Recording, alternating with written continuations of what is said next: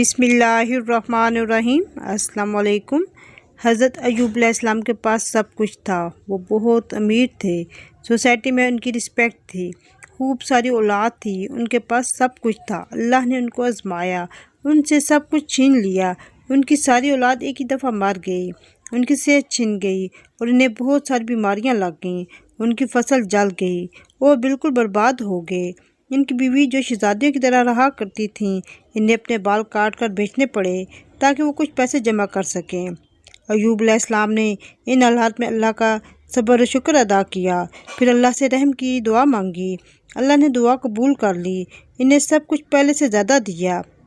آپ بھی برے وقت میں، مشکل حالات میں اللہ سے شکایت کر کے اللہ کو ناراض نہ کریں، بلکہ اس رب کا صبر و شکر ادا کر کے اس کو راضی کرنے کی کوشش کریں، اس سے دعائیں مانگیں، اس رب سے رو رو کر مانگیں، اس کے کن کہنے کی دیر ہے۔